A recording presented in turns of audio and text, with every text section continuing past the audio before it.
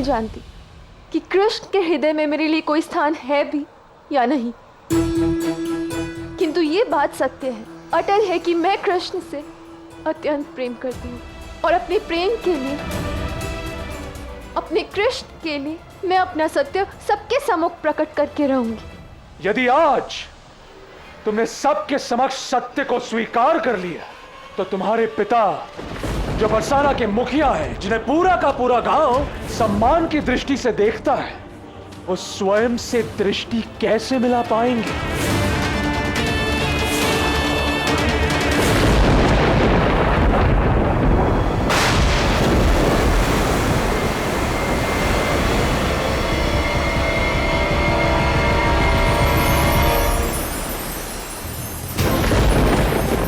यमुना जी की लहरें मेरे आराध्य के चरण स्पर्श करके लौट गई। भला वो मेरे आराध्य को कोई क्षति कैसे पहुंचा सकती है? देवी यमुना, आज मुझ पर कोई कृपा मत दिखाना।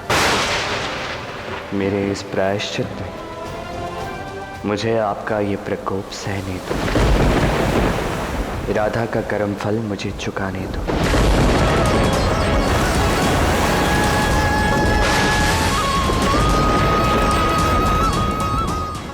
यशोदा, यशोदा, लौटाओ। यशोदा, विलाप करने से कोई लाभ नहीं होगा। कान्हा को प्रायश्चित करके ही लौटना होगा। कान्हा मेरा लल्ला।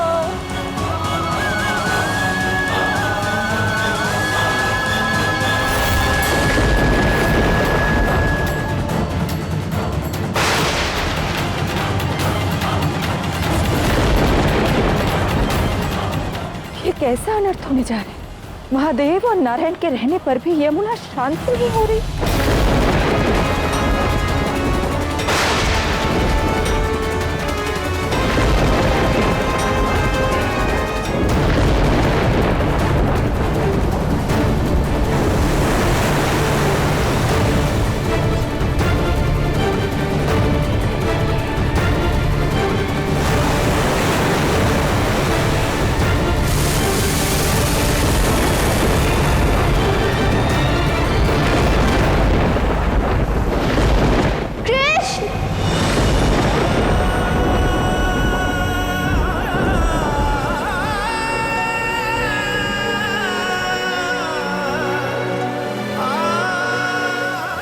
प्रेम तो सृजन का कारक होता है, पर ये तो विध्वंस का मूल बन रहा है। प्रेम का इतना भयानक स्वरूप, जो प्रेमी की इतनी विषम और जटिल परीक्षा ले रहा है।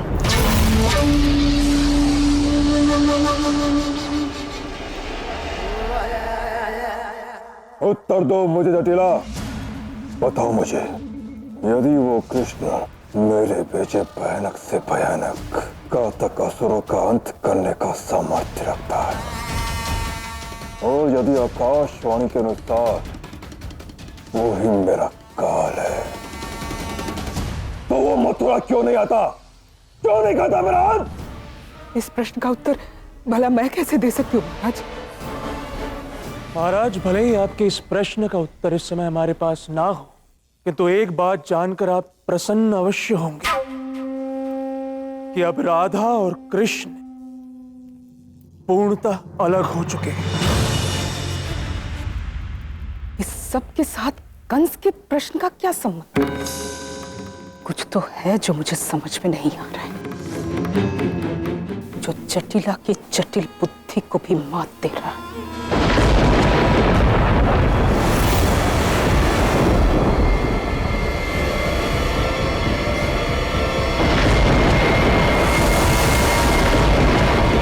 कृष्ण इतने बड़े संकट में है और उनकी प्रेमिका उनसे दूर जा रही है, ये भला कैसे संभव? अर्थात स्मरण है, कृष्ण ने कहा था कि मैं उनके बड़े भाई के समान हूं। अब तुम ही बताओ, कोई छोटा भाई अपने बड़े भाई से भला कुछ छिपाता है? कृष्ण ने मुझे सब कुछ बता दिया। राधा, देखो, जब कृष्ण ने अपने हृदय की सारी बातें मुझे निसंकोच होकर बता दी, तो तुम भी निसंकोच मुझे सब बता सकती हो। और चिंता मत करो, मैं किसी से कुछ नहीं कहूंगा।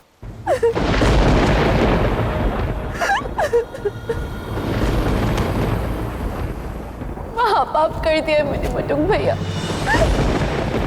आज अपने ही प्रेम को मौत से संघर्ष करने पर बाध्य कर दिया, केवल अपने स्वार्थ के लिए। इश्क को खोने के भय से उत्पन्न हुई असुरक्षा की भावना में बहकर मैंने केवल कृष्ण को ही नहीं, उन सबको दुख पहुंचाया जिनसे मैं अत्यंत प्रेम करती हूँ। बात इतनी बढ़ गई है कि मुझे कुछ समझ नहीं आ रहा मैं क्या करूं। यदि सत्य कहती हूँ तो माँ बाबा के मान सम्मान को हानि होगी, यदि ना कहूँ तो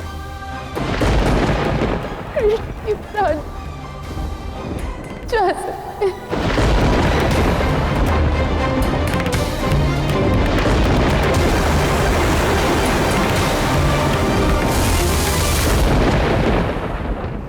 हो सकता है कि तुमसे कोई भूल हुई हो, परंतु महत्वपूर्ण बात यह है कि तुम अपनी भूल का आभास कर चुकी हो और उसे सुधारना चाहती हो, है ना? तो डरो मत राधा, आगे बढ़ो। तुम्हारे कृष्ण को तुम्हारी सहायता की आवश्यकता है।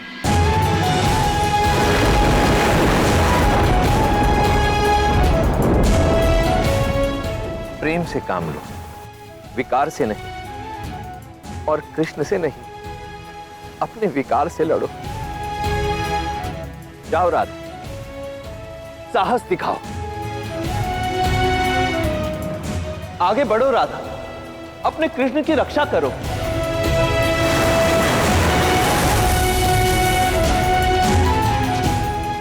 सत्य का पक्ष लो राधा, और कृष्ण ही सत्य है। बटुक भैया, आज आपने महादेव बनकर मुझे जीवन के इस हलाहाल से मुक्त कर दिया। जाओ राधा।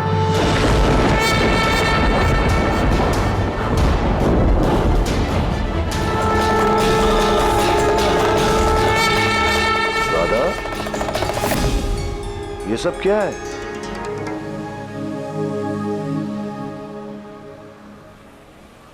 इससे पहले कि आप कुछ कहें, मैं आपसे कुछ कहना चाहती हूँ। मुझसे बहुत बड़ी भूल हुई है बाबा।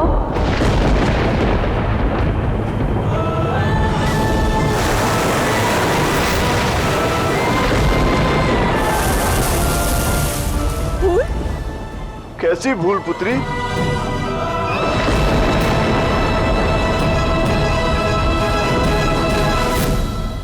महादेव के उस लिंग को मैंने खंडित किया था।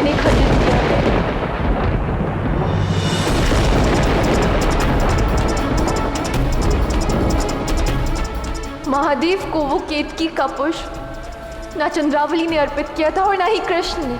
वो वर्जित पुष्प मैंने अर्पण किया था।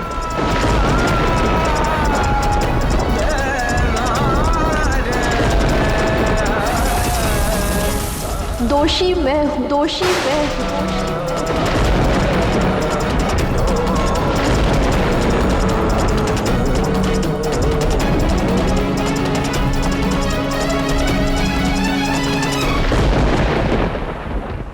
ये तुम क्या कह रही हो? तुम ऐसा कैसे कर सकती हो? राधा, कहीं तुम कान्हा को बचाने के लिए ये दोष अपने सर तो नहीं ले रही? हाँ राधा, अपने मित्र की ढाल बनने की कोई आवश्यकता नहीं है। उसके पाप का घड़ा तुम क्यों ढोगी भला? सत्य कहूं तो इसे भूल कहना अनुचित होगा, क्योंकि भूल वो होती है जो अनजाने में की जाए। ये सब मैंने सोच समझ कर किया। भूल नहीं, पाप किया है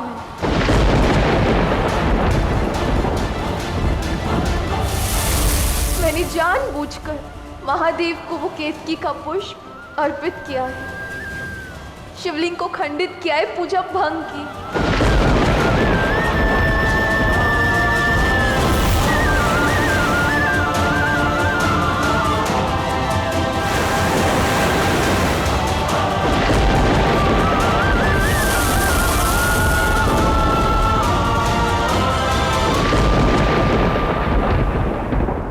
प्रेम की देवी राधा ईर्ष्या मुक्ति के अंतिम चरण की ओर अग्रसर हुई और नारायण ने पश्चाताप भी भोग लिया। अंततः तुम प्रेम की कसौटी पर खरी उतरी राधे। जग की है देवी यमुना, कृपया अब आप भी शांत हो जाइए।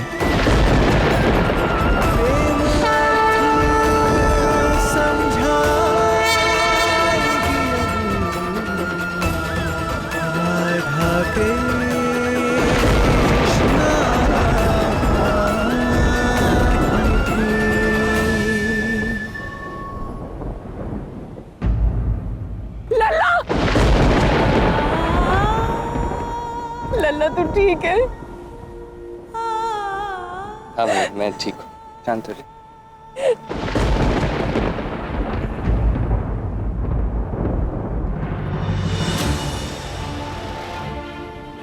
तुम्हारे कारण मेरे कान्हा के प्राण संकट में आए। उसे यमुना के इस रुद्र रूप में 100 डुबकियां लगानी पड़ी केवल तुम्हारे कारण।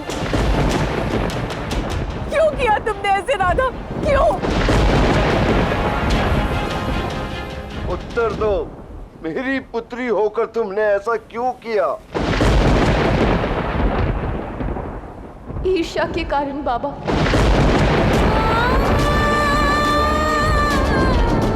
मैं ईर्ष्या में इतना अधिक खो गई कि ना मैंने कृष्ण के विषय में सोचा और ना ही स्वयं के विषय में, और ये पाप कर डाला। मुझे क्षमा कर दो चंद्रावली। हर वर्ष महाशिवरात्रि की पूजा मैं करती आई थी, किंतु जब इस वर्ष ये अवसर तुम्हें मिला तो मुझसे सहा नहीं गया। मुझे लगा कि मेरा पुण्य तुमने छीन लिया है और ईर्ष्या के कारण मैं ये पाप कर बैठी।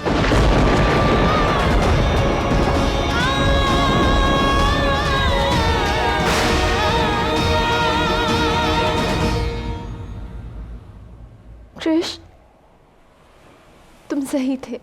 जो मैंने किया वो अनुचित था।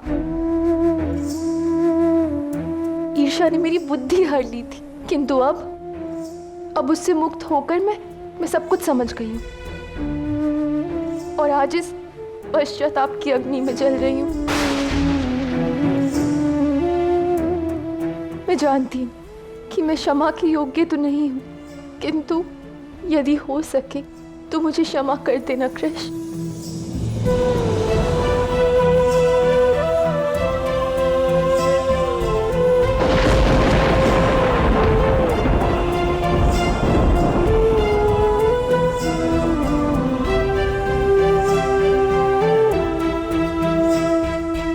परंतु भंग हुई पूजा को पूर्ण तो करना ही पड़ेगा वृषभान जी। इस पाप के प्रायश्चित को पूर्ण करेगी राधा।